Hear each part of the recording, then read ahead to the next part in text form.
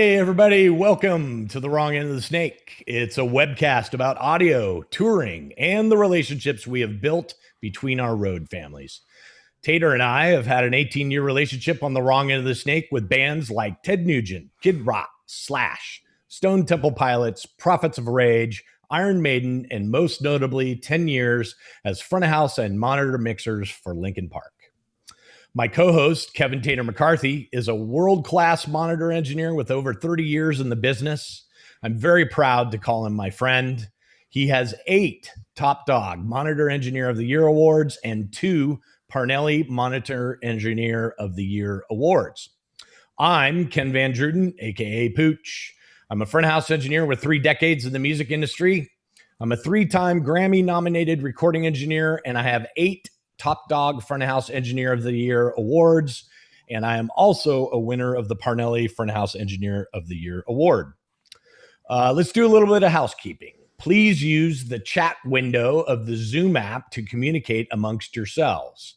If you are streaming from our YouTube channel and you want to be able to ask questions of our guests, register to be on the Zoom call for future episodes. Links to register are in all of our social media. If you have any questions for our guests, please use the Q&A button at the bottom of the Zoom app. We will answer as many questions as possible during the hour and then answer any leftover questions in our Q&A overtime episode. Look for that to be uploaded to our YouTube channel in a few days. Please like and subscribe to our YouTube channel, and don't forget to visit our social media. YouTube, Instagram, Twitter, and Facebook is at Wrong End of the Snake. Tater, why don't you tell us who our guest is this week? All right, let's welcome SHAUN CLAIR. SHAUN started with Clair Global on a full-time basis in January of 2007 after graduating from Penn State University. He settled in as engineering coordinator after spending 2 years on tour with the English rock act The Police. SHAUN's focus has been on growth, and in 2010, he took on the role of business development for Clair Global. With a clear vision to merge the creative and technology worlds, SHAUN assisted leadership as Clair Global diversified both in the market and in product offerings, adding backline, IT systems, and communications across the corporate, festival, and broadcast markets. He now holds the position as VP of Sales. I'd like to welcome SHAUN, and I would never, ever want to paint a fence with anybody but this guy. SHAUN CLAIR. Or wash some windows. SHAUN CLAIR. Thanks for having me on, guys. I Yeah. mean, this will be fun. Because we have painted a fence together before. Yeah, I mean, and dug some holes, planted some trees. Right. That was a good time. Charlie Hernandez put that together. That's right. Fond Very memories fun. of. We thank Yeah, you that for was. that. Yeah. Fond memories. Thank you so much for coming, man. We are so stoked that you were able to give us a little bit of time here. We feel like you're in a unique position being, part of a company that, probably has a better handle of what's happening during these times. And so we're going to get to some of that later on. But first off, I just want to kind of give people a little bit of your history. If you don't know, maybe a Clair for dummies kind of a version. And then we'll bring it to your where you are at and maybe talk a little bit about your legacy and that kind of stuff. But Sure.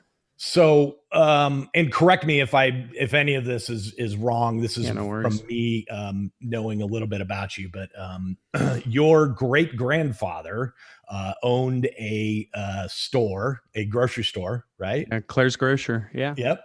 And wow, you guys are going way back. That is wild. I thought you'd start with Roy and Jean, but no, you've gone to great grandpa Clair and grandma Clair. We're going deep, and only because I want people to know that, Roy and Jean, who started this company, they were working hard at your great grandfather's store. Yeah. In order to make the money that they needed to start this business. Right. Yeah. Well, and he gave them, and I don't know how well known this is, but fathers will give gifts to their sons, right? They could have given them, anything, baseball bats and whatever. Yeah. He bought them a sound system, and they took that and began augmenting, improving, adding to it. And that is the genesis. So it's fun. It's fun for you to go that far back. So then the two brothers, Roy and Gene, worked real hard and built this company into something, that was amazing. During the 70s and the 80s was, you guys were the premier sound company in the world, and they were, working hard to make that happen. And your dad came along, Troy, right? Yep. And in 1995, I think. You know better than I. 1995, he became, what happened? Your grandfather. He joined the business really quickly after graduating from college. So it was really important to everybody that he went and got a college degree, because, both my grandpa and Roy, they were in and out, but they gravitated towards the business. Right.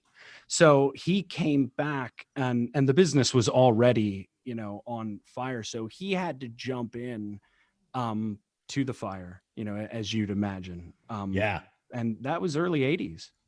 But yeah, 95, I would say, is when, Roy began to transition the business, to Troy. Right. And then, your father has just done amazing things with the company and continues to be the CEO, I believe is his title. Absolutely. Yeah.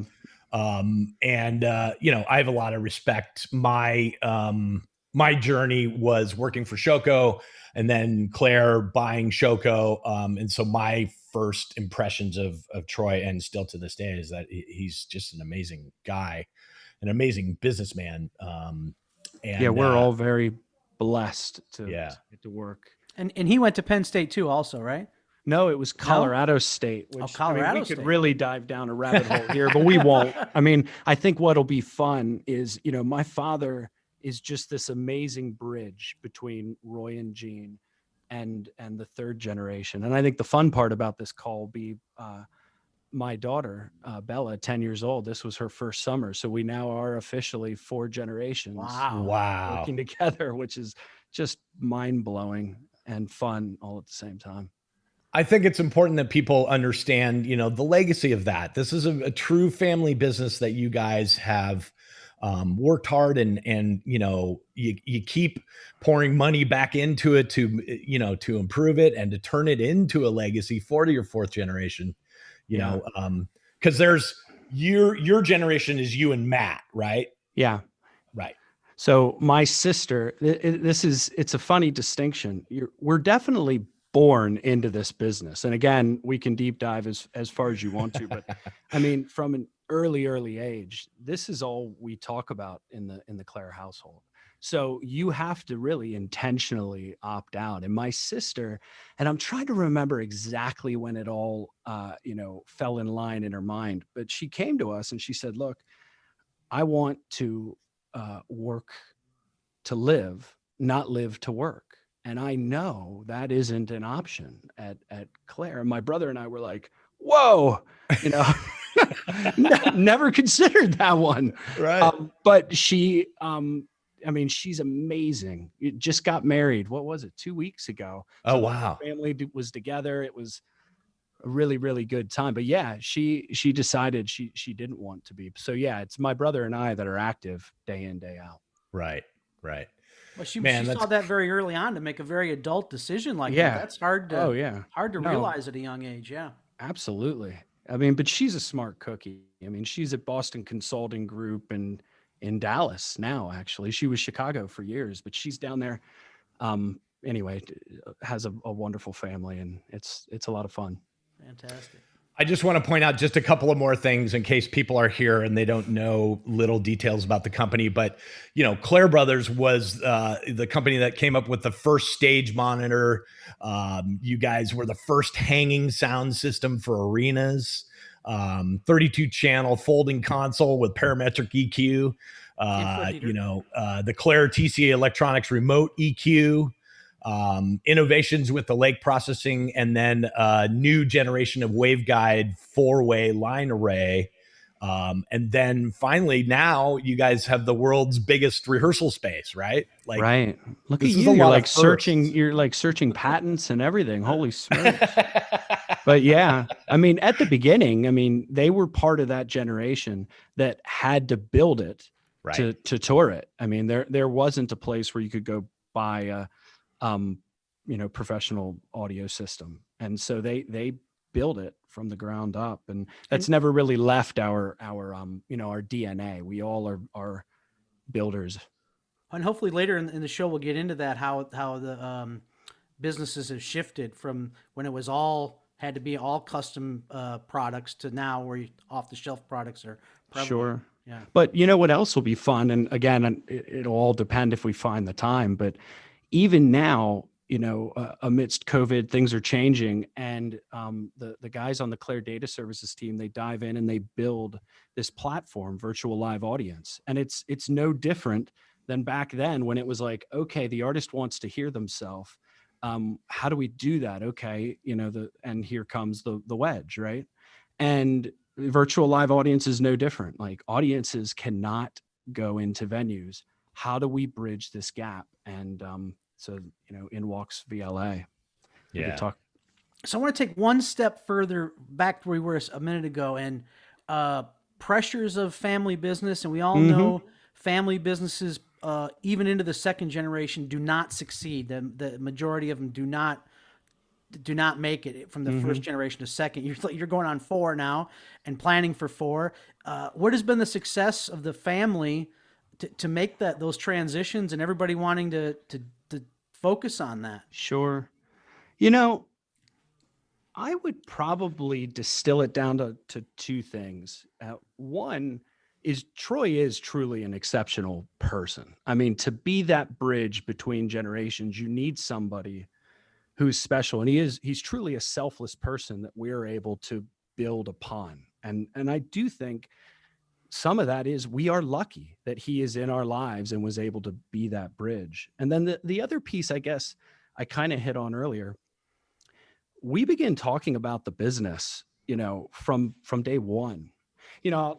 I guess I'll tell a story, Please. that kind of encapsulates it. So Lily's 8, and 8:00 is when it's bedtime. She reads a book. So I'm there. She's reading a book to me. It's also typically when the shows are ending in Europe, right? So maybe somebody wants to give me a call and tell me how something went.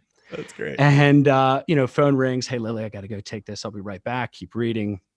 Take the call. Come back. And she says, "Hey, how did that go?" And it was like, well, it was somebody, and he's on tour with a competitor, and had a really good experience. Actually, he's finding that the software with the system is allowing him to be more consistent day in and day out. And she says, "Oh, well, what are you guys doing about it?" And I'm like, "Well, we have an engineering department, and they're working on some improvements there. There's some exciting things down the road." And she says, "Oh, why is he working with somebody else?" "Well, there was a relationship and it was fine. And he's still a friend." And okay. And I'm like, "Lily, what happened in your world?" And she says, "Well, the goblin just stole the diamond from the princess." So, and it's like, then we just dive right in, and it's just, think about how much, I mean, she's sitting there challenging me, "Hey, Right. Shaun, go get it done." And, that's life in our house. I mean, we all talk about it all the time, and it just weaves in and out of everything else that we're doing. My dad was like that with us, and I'm like that with my daughters. And that was a question I was just going to ask is was your dad like that with you? Were you challenging him when you were growing up, and how was it seeing him gone on the road, and how was that affected when Sure. it was all for the greater good of the company?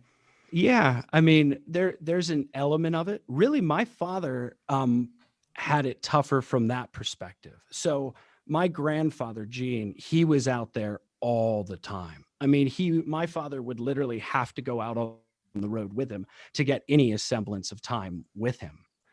And there's some amazing stories about them out there together. But as young as 11, 11 years old, my father was out there, touring with my grandfather. So it's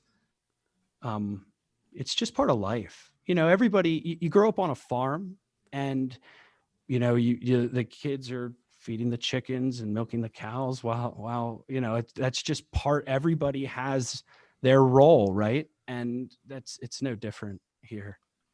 You once told me that your grandmother was like someone that plays a big role in holding the family together, and so I can't imagine. I imagine you guys at like a Thanksgiving dinner, Sure. talking about family stuff, but then also going, your father Hey, bringing up grandma, something. tell me. Oh yeah, I mean there are times. I mean when the business was being built, Roy and Gene were out on the road, and there needed to be a phone number that the clients could call, that the other road staff could call that were maybe out on other tours. And that phone rang in my grandma's kitchen, and she would answer the phone. And it was, truck broke down, had this problem, how do we get the, settlement didn't go as planned last night. I mean, seriously difficult stuff. And she held it all together. Yeah, they all did. It was amazing. I mean, it was been a family business from the beginning, and it's just never changed. Did you ever consider not going into the business? Did you ever say like, nah, I feel like I want to do something else? There were not with any real seriousness. I mean, when I was at university, so I graduated fall of 2006. And Google at that time was hiring the world. If you were an engineer and you had a pulse, like you could work at Google. And it looked amazing. It really did. So there was a moment where my father and I had to have a conversation about that. But aside from that moment where it was more just checking in and seeing like, hey, do I really add value to the company? And he assured me that I would. And so, I should report to work on Monday. And then one more till we move on. But how was it coming into an established company and having the Clair last name with all the other employees and all that? Is that tough? There's an element of it that is really tough. When I've talked to my sister actually years later, I got a better understanding of how tough it really is. But for me, I was so heads down. And I had started so young. So like my daughter's 10, I started at 10. It was landscaping. It was, washing windows. It was doing, all sorts of odds and ends. When you start that young, you really don't question a lot. And then you just kind of grow into it. We were talking before this went live. I idolized the guys that I worked for, Carl Hampel, Todd Hudson, Tom Butson. I mean, I could go on in every department that I worked in. It was exciting for me. And Bella's 10, so you're going to have employees that are going to be there 10 years from now. So she's going to be 20, right? Sure. And she's going to have that same experience. Like people she remembers at 10 are still going to be there, and it's going to happen again. Yeah. Yeah. Yeah. We slowly get into it so that by the time we're here, it's just second nature. We don't question it. Yeah. It took my sister to say, hey, Sean and Matt, have you ever questioned it? And it was like, whoa, that's a novel concept there, Gail. Oh man. Well, during these times, especially now, it must be concerning. You must feel some sort of weight on your shoulders because, how many people are employed by Clair right now? Yeah. I mean, it's a lot. And you're right. It is. There isn't a night I don't go to bed or a morning I don't wake up where it isn't something I'm thinking about. It is. Let me put it in a positive light for a moment and then bring back the gravity of it. Cause there is the gravity, but the positive light is, I do truly feel lucky because there isn't a morning I wake up where I don't have a real sense of purpose. And it is working with the people that I am shoulder to shoulder to every day. I mean, that is, why we exist as a business. I'm sure we'll bounce all over all sorts of topics, but the people we work alongside, that's what drives us and it gives us purpose. And I'm lucky there because purpose is sometimes very difficult to come by. And mine is so tangible and so readily accessible that that it drives me every single day. But with that said, I mean, there are nights you wake up in the middle of the night and you realize you're not getting back to bed. So you go down and, you know, do what you need to do. And it's real, but I wouldn't have it any other way. Yeah, I mean, you know, the things that I see when I go visit Claire, for instance, is the contribution to the economy you guys are providing specifically in your area, but also throughout the world. I mean, now it's Clair Global, so it's like you guys are contributing to the economy in a big deal, but specifically around Lidditz, and it's part of what I think is super endearing about your company is that you were like, okay, this is, you staked your claim. This is where we are, and we're going to help the people around us and the economy that's there. Speak to that a little bit. Sure. I mean, we love Lidditz, and I could really dive down in a rabbit hole now. I'm laughing because I'm imagining my wife just chuckling because I couldn't imagine myself anywhere else. But stepping back for a moment, one of the things that's exciting is as we've added people to the team globally, because you mentioned that, you know, Britt Rowe, JPJ, they have that same culture and drive. You know, I was FaceTiming with Les Dwight from Britannia Row the other day, and his kids there and his soccer team or football team, they're all sponsored by Britannia Row. And it is those types of things. I mean, we do want to take an active part in our communities. But yeah, here in Lidditz, we definitely, I mean, the Lidditz Rec Center, my great uncle helped found it, and it's a cornerstone of the community here. You know, speaking to COVID, Andrea Shirk, who is an amazing person, who is we handed Rock Lidditz to her on a napkin, and she made it a reality. I mean, she is truly exceptional. When COVID happened, she, tidied everything up in the world of Rock Lidditz, and it still had, continued to work, but then also jumped in Lancaster and helped figure out how to get PPE and distribute it out. And she, utilized our trucking, and we're happy to do it. I mean, it was really amazing, inspiring to watch her jump in and make that happen, because she did it at a time where it was a little scary. It was like, are we going to have enough resources for our schools, our hospitals, and she jumped in and made it happen. And I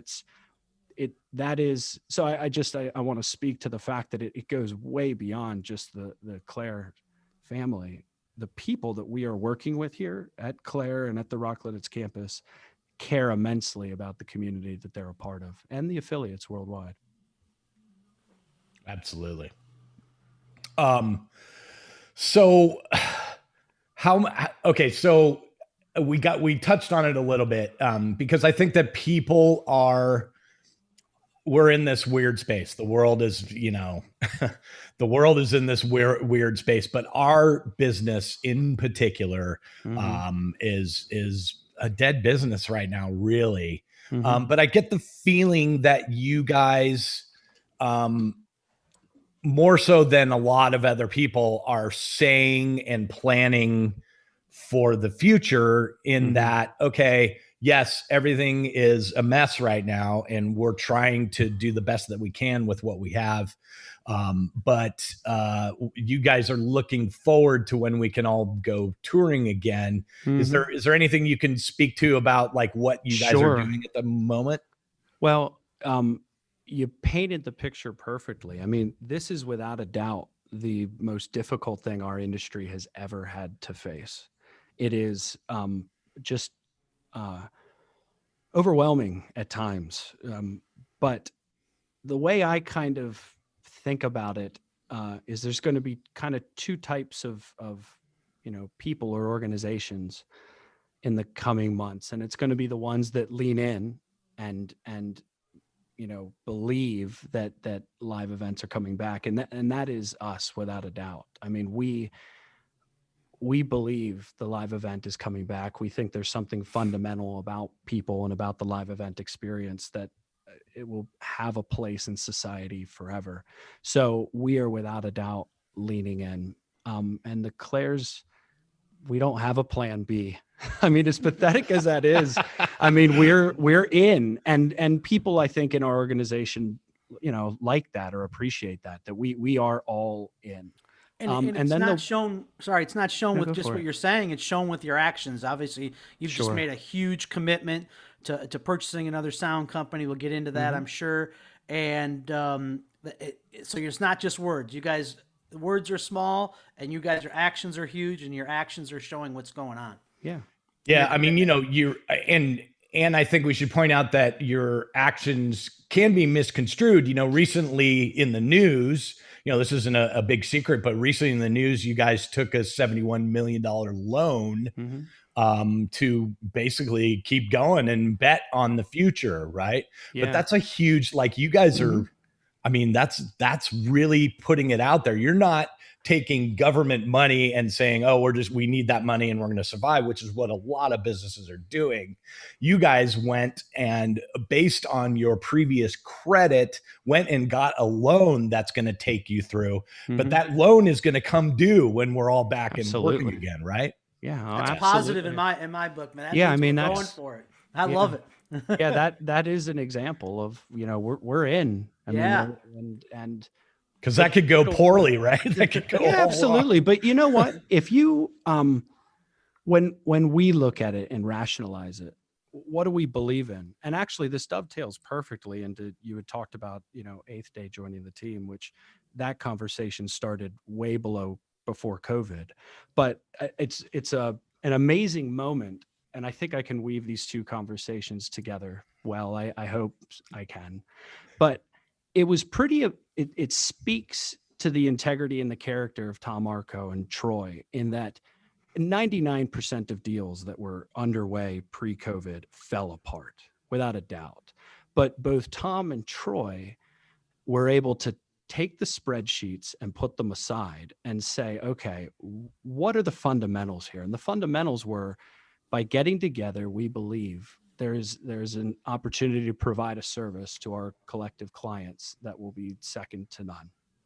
And we both fundamentally believe, and this is the piece where I'm weaving it together, that the teams we have in place, the people, are the most important piece of that equation. And so many companies lose sight of that.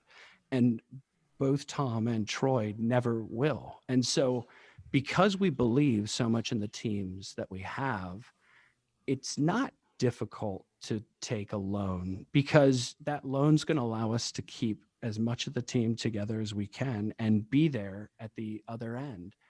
And that's important. It's important for people to see that there are entities committing to this industry, because I'm sure all of you are having to make that individual decision. Am I committing to this industry? Yes. Can I? Will it come back? And we believe it will. I'm following your lead. I follow smarter people. When We're I all see following commitment like your that, Jeez. it's a positive sign. Yeah. Let me say one question. I'm sure you've already addressed this to the people of Eighth Day, but one of my favorite people in the world, as a person and in this business, is watching today, attending this, Megan Holmes, and she's been at Eighth Day. And in this business, and she's done so much great stuff, in this business. And what do you say to those new people that weren't familiar with Clair on the inside, that are now with you? How stoked are you to have somebody like Megan on your team now? I mean, that's gotta be fantastic. She is amazing. No, I mean, it's fun. You jump right in there. You want to know what's funny is, there's not a lot you have to say, because we all just jumped in and started to work together. That's the exciting piece. Is it takes time. And actually, you guys can probably speak to it. When Shoko joined the team, it takes years for everybody to get to know each other. And we're watching that accelerate, because day one, we're all in and talking and working side by side. I mean, I talk to Megan all the time. Hopefully she's going to become my swim buddy. This morning, Steve Mabels from Rocket Cargo was here, and we got our laps done in the pool this morning before work. And I told Megan, when I head out west, I'm heading her way. We're going to go swim, because she swims. Do you know that? No, I didn't know that. Absolutely. Please tell me Takes your that day there's off. a Clair Global pool. Is there one? No. It's the rec center. It's the community pool. No, I know. I'm just that's It's, hilarious. Yeah. So, and we all know companies, especially of your size, can buy any piece of gear you want. If not buy it, you're going to make it or invent it or do something. When you buy a company like that, and you know the talent pool that works there, I mean, it's got to be something you're really going for when you look at a company, is the people that are already working there, right? That's 100% what it's about. I mean, when you step back, we aren't, that strategic. There are some very simple things that we think about, and the very first thing is this a group of aspirational people? And if it's a group of aspirational people, they're going to be working with aspirational clients, and those are the kind of people we want to work with. So with Eighth Day, it was easy because you start to know the team.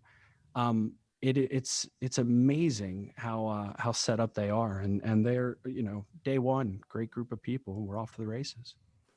Now, I know that you went to business school, but do you have any passion like your grandfather to be a mixer? So my no is the short answer. and I'll tell you when I was coming in, I talked about, landscaping and everything that I did, but being honest, the mixers were really intimidating. When that was a culture, I guess. Caliph intimidating? No. Yeah, no, exactly. Yeah, you guys could appreciate it. I mean, I was intimidated. So it was something I did not gravitate towards. I gravitated towards the people that were less intimidating.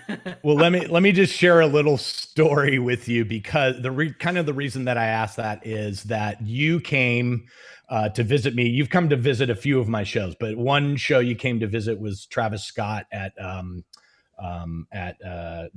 New York Madison Square Garden show. And, we were talking, and actually that show was a little weird because I was mixing from backstage on some near fields.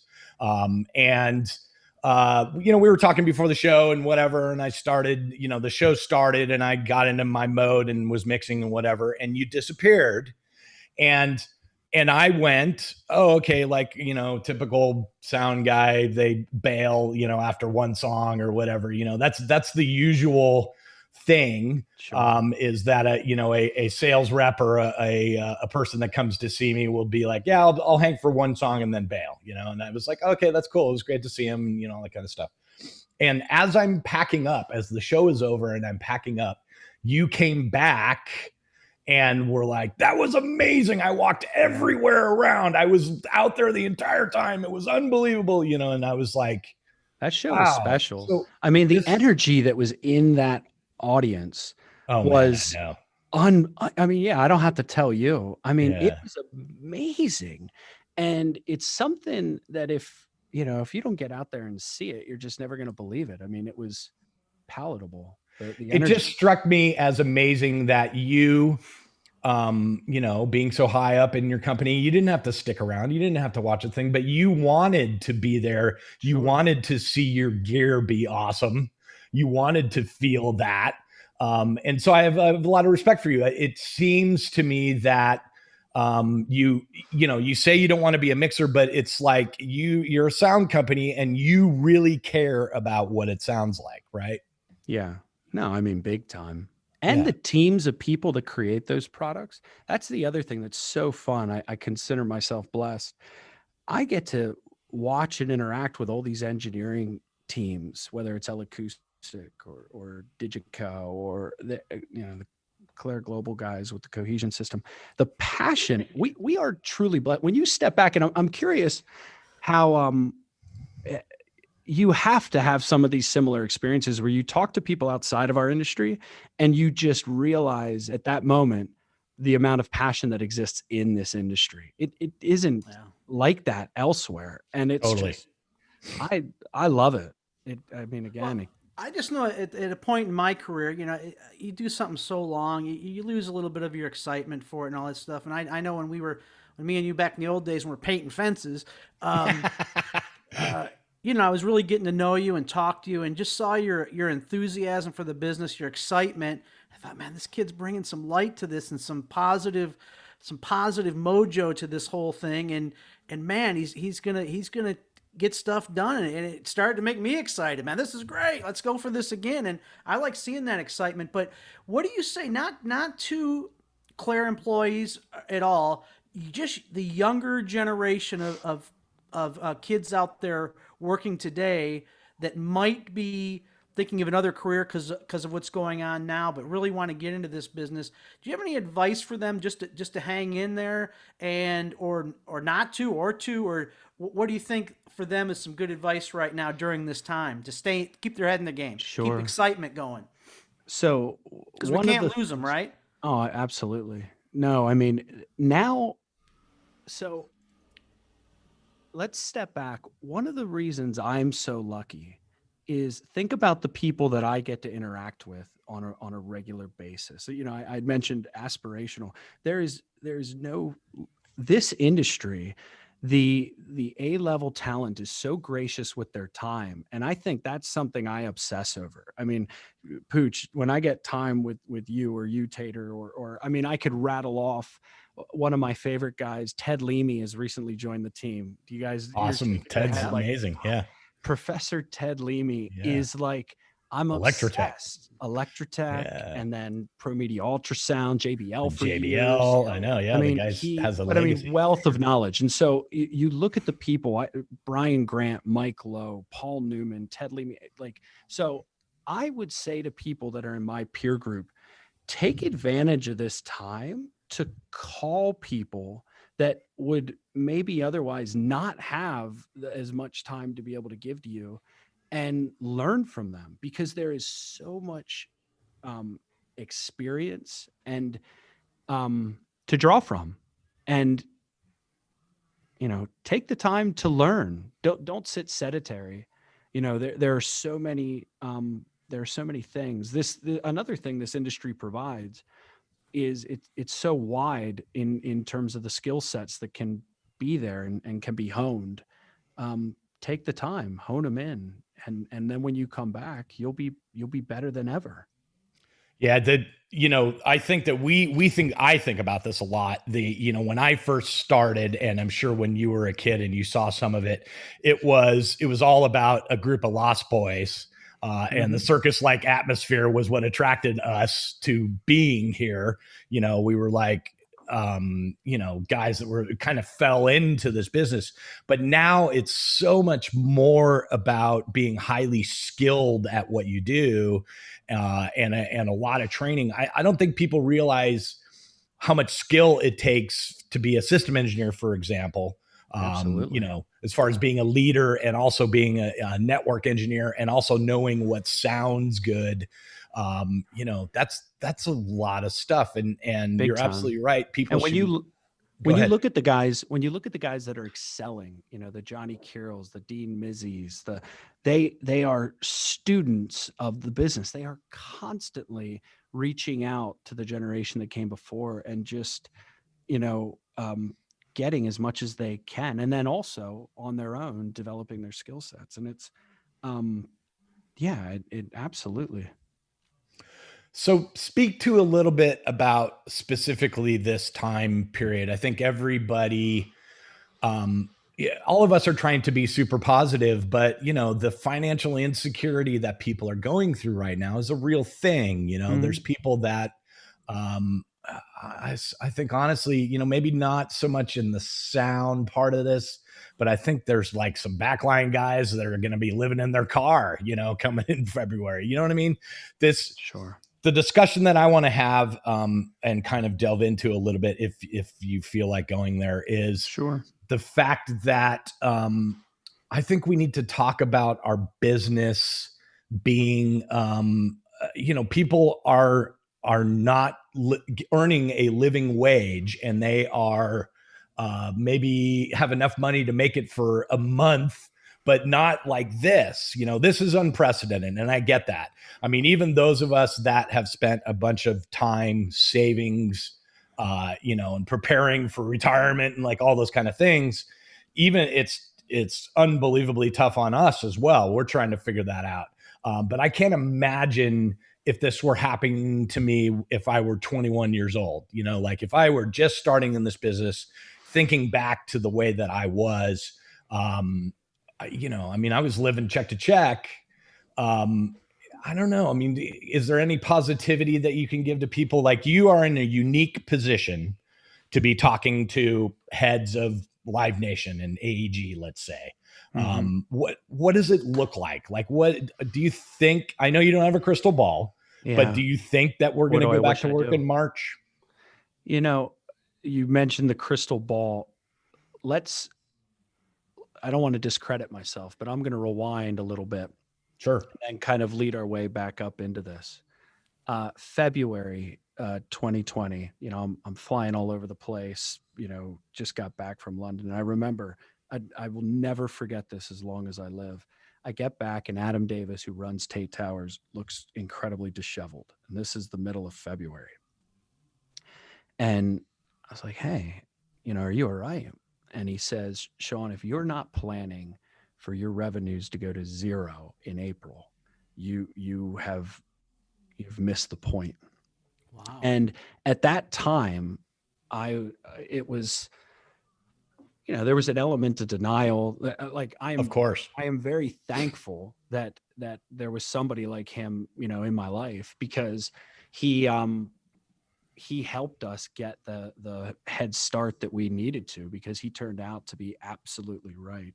But one of the things it did teach me is all along that process between, February and what has unfolded for the months to come, it is very difficult. I've learned, I used to think like I can project this, but I can't.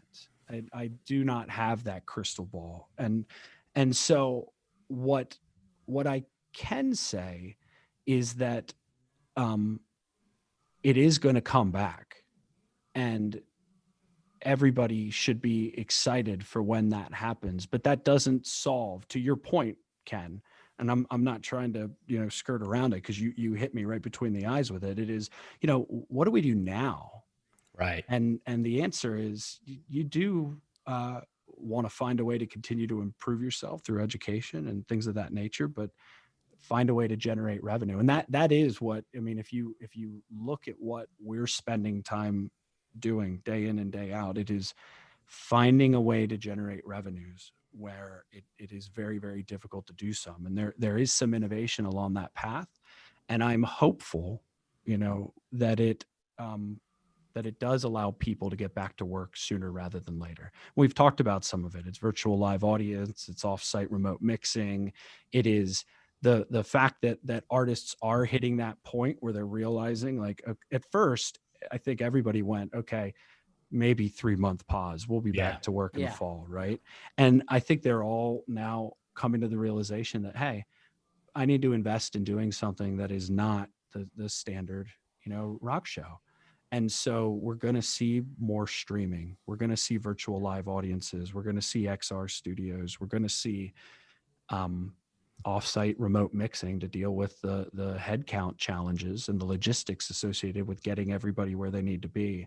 But the other thing that's exciting and is, again, going back to a silver lining, rapid testing there are some monumental breakthroughs that are right on the cusp. There's a technology called holographic microscopy. Oh, you guys are looking at me like dork alert. Uh-oh. Right. But seriously, it has a really high success rate in terms of reliably giving results.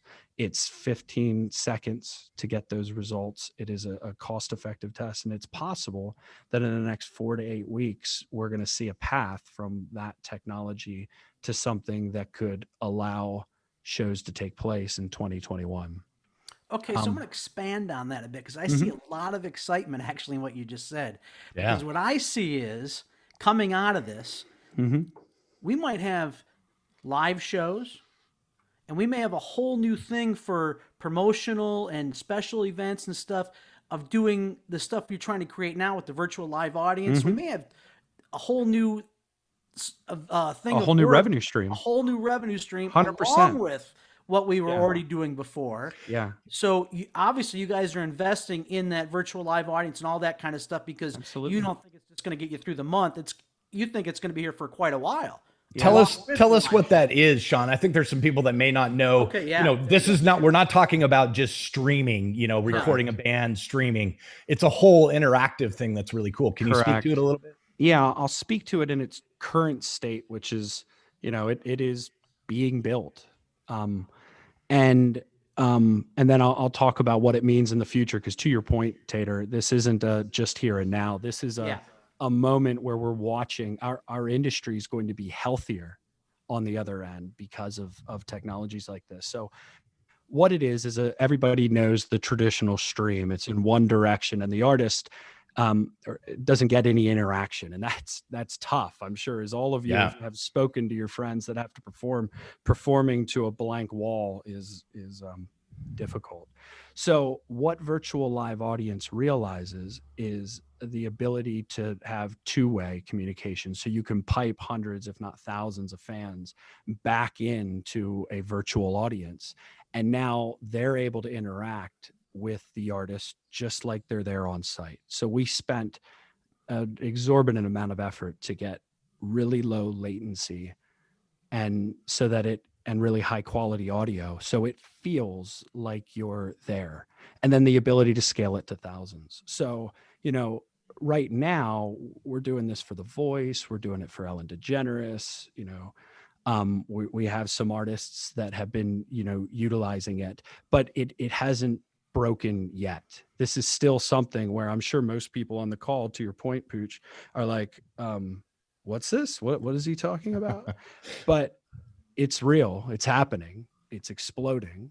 We're sprinting to be able to keep up with what's required to get it done. And then the exciting point, to your point, Tater, is that imagine a future state where the Rolling Stones perform a show, in Madison Square Garden, and there's 200,000, Indians or, people in Asia that would never be able to see the Rolling Stones in Madison Square Garden, but they can buy a virtual live ticket and they can be there and have an experience that actually we're finding.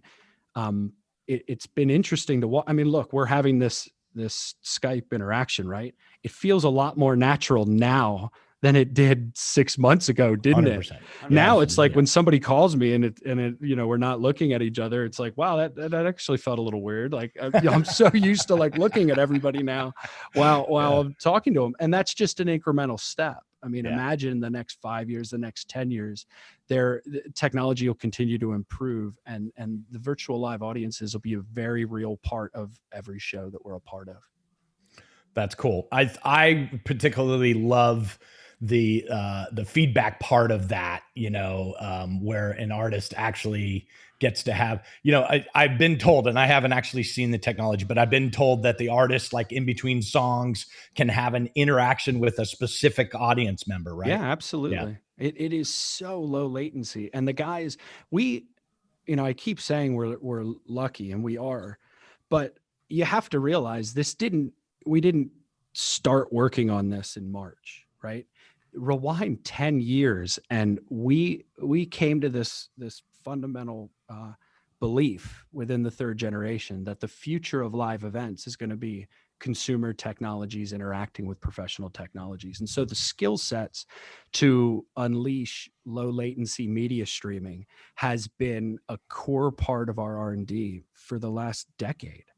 And so it just so happened that then when this happened, we were able to piece things we were doing together in such a way to make this happen, and fast.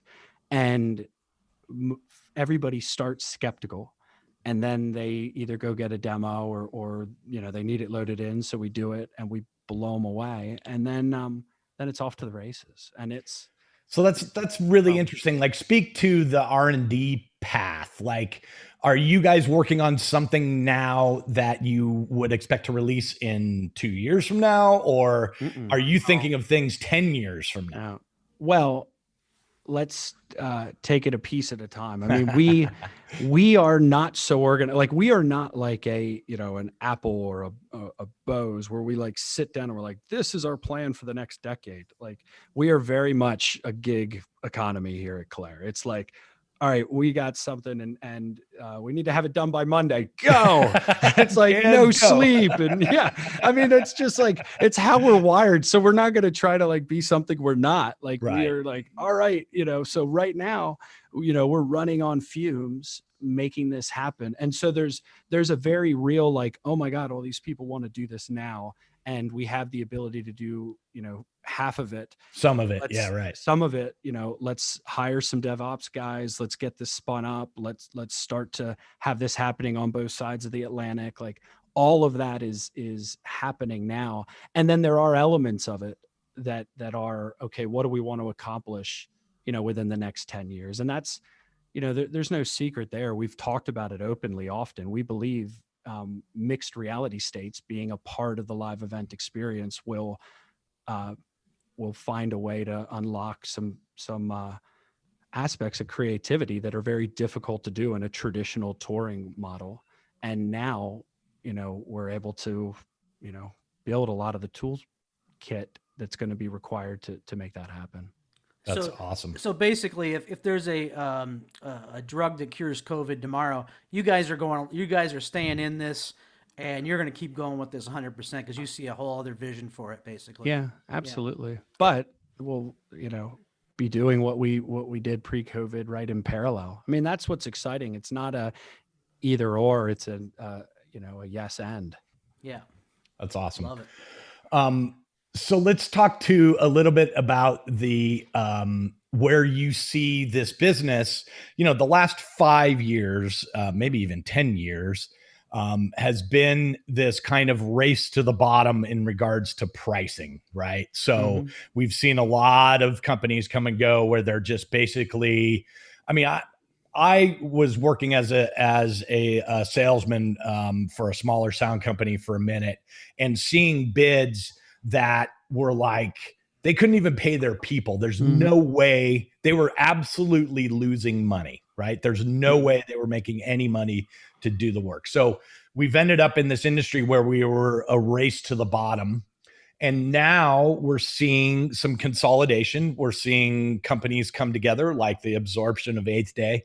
And people look at that in a bad way. And I don't. I look at that and say, that is going to do nothing but stabilize our market and bring some prices up. Because let's be honest, the problems of a race to the bottom are that we as people, the independent engineers, and you guys as a vendor all lose in that, right? The only one that wins in that are the artists and the managers, right? And the booking agents. They all win in that. Those are the millionaires. They make money doing it that way. But in our perspective, we lose in that. So I see consolidation as a good thing. Maybe speak to how this industry, like, how do you see this industry going? I think there's a lot of people that when Eighth Day got purchased by you guys, it was like, oh, here we go. We're only going to have one sound company. And that's just not true, right? I mean, let's think about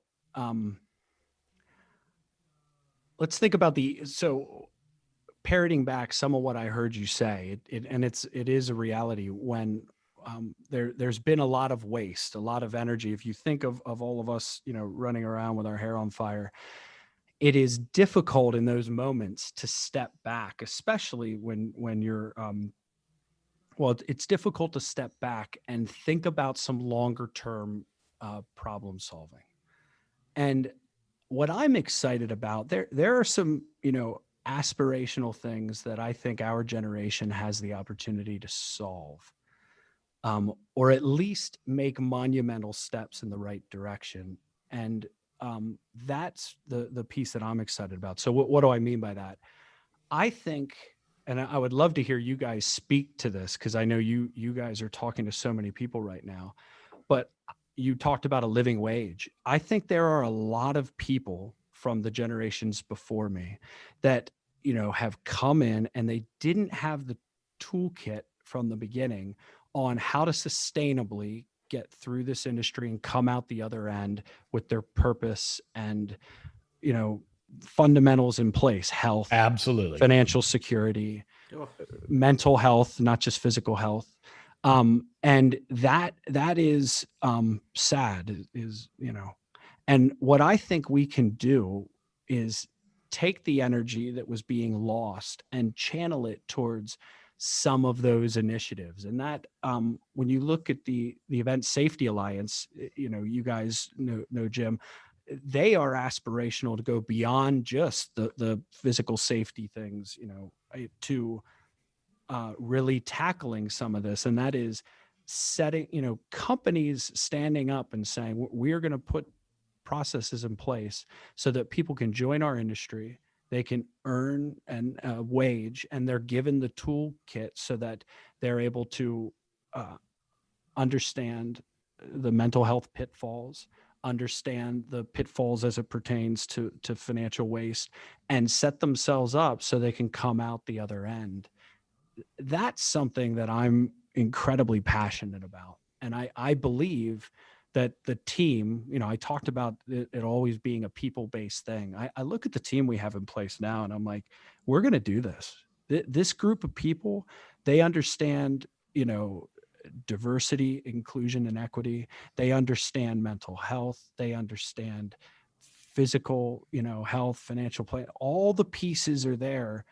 And I think we're going to look back in 10, 20 years time at the accomplishments that we've been able to get in place and be really, really proud of that. I think you guys will be proud of what unfolds, because I think you have, you know, those similar ambitions. Am I right? well, you know, I've been just, especially lately, I think this pandemic has opened up a little can of worms about problems you're just speaking to. And, you know, I just, for, you know, for a day's per diem, you can get term life insurance and you know, for a month for a lot of money, and provide for your family if something happens to you. And I think people just need the education to know that. Maybe they think it's not obtainable. So if Claire or the ESA and Jim can just give that, like you said, that little toolbox to everybody to know those kind of things, would be just fantastic. Because you see unfortunately, I'd say you see the GoFundMe too many times for the guy that just didn't have that for a day's per diem. And I shake my head at it, you know, and I'm upset myself that why didn't somebody tell this person that this is available, you know, and to grab this. And I just think the education on that, of people, just the people in our industry to know that stuff is fantastic. Yeah.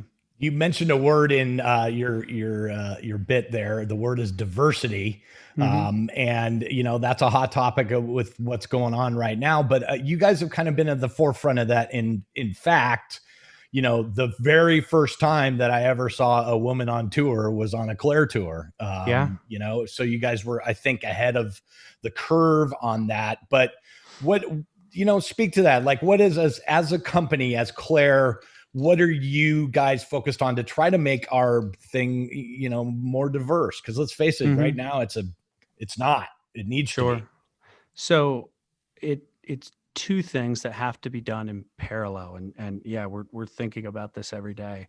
One is recruitment. You know, how are you recruiting? So again, talking about companies making each other better. You know, the Eighth Day guys, Sean Sturge and Tom pulled me into a conversation with an organization called Diversify the Stage, and it's Noel Skaggs and it's Jerome Crooks, and they're doing really great work.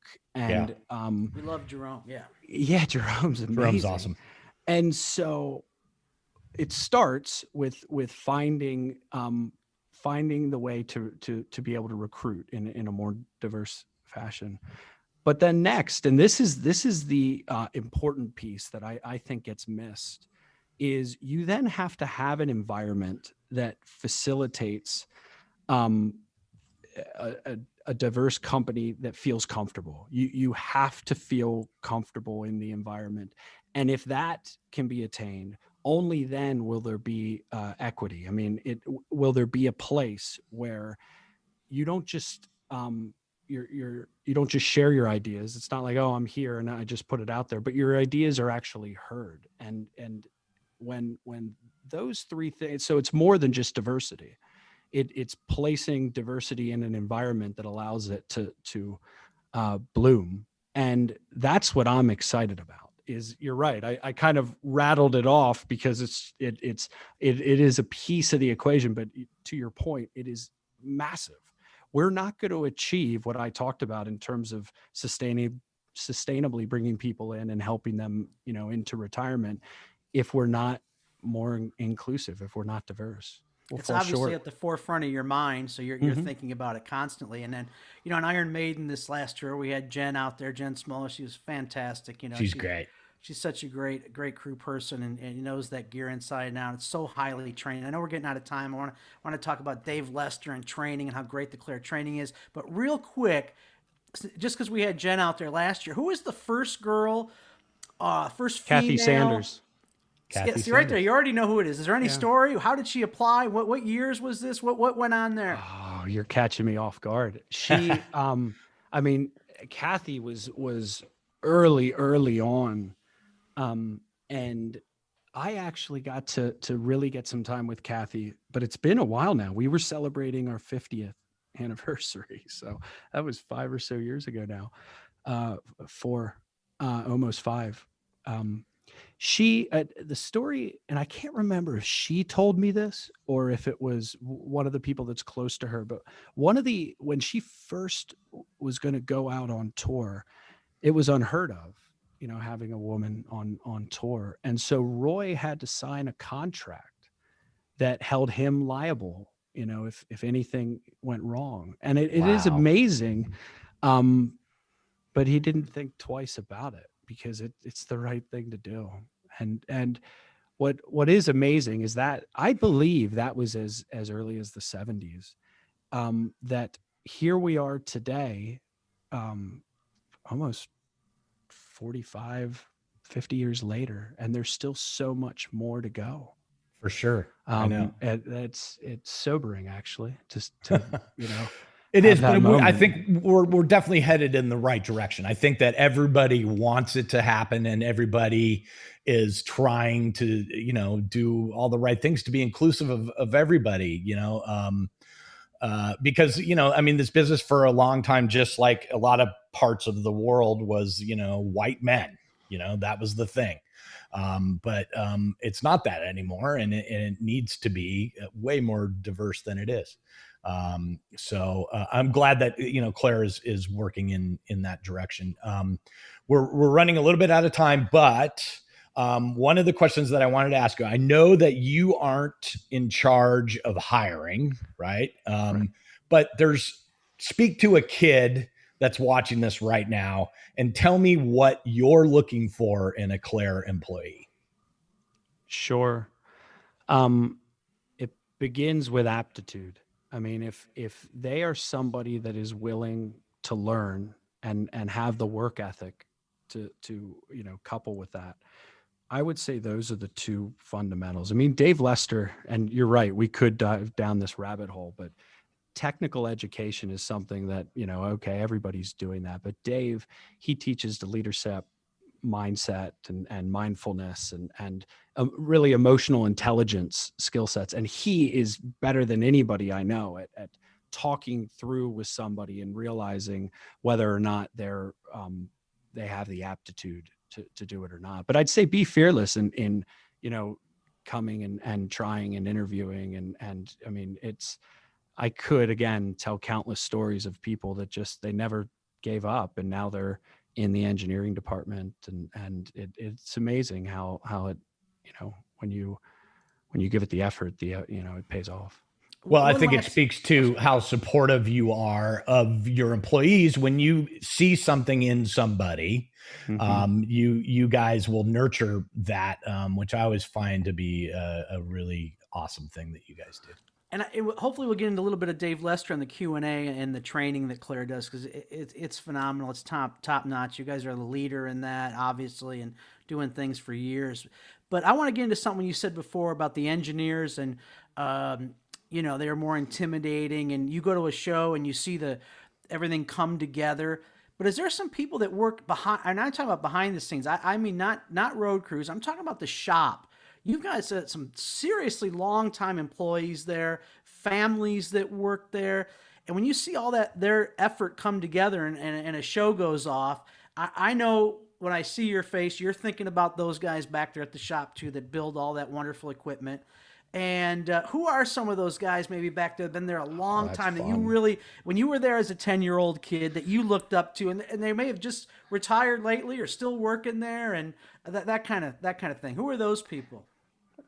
So are you asking about that next generation of the, because there are a ton of, second generation. It's like, Brett Barber, whose father was the mechanical engineer for years, and now Brett's running manufacturing, or John Schober down in the console department. There's him and his dad. Yeah. Oh. Yeah.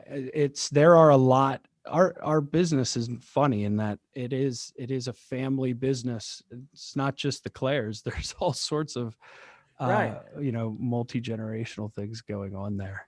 And was that the question, or were you asking I just about? wanted a few names like Schober, because he's such a fantastic guy, and his dad, and they've worked there forever. And Britt Natel in operations. I mean, she's bulletproof. She is one of the most amazing operations coordinators, and her, her father, Dave Natel, mixes for the Stones, and it's in her DNA. I mean, attention to detail.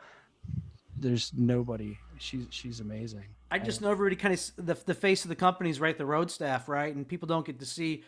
A lot of people don't get to see what a wonderful company, wonderful employees you have there at the shop.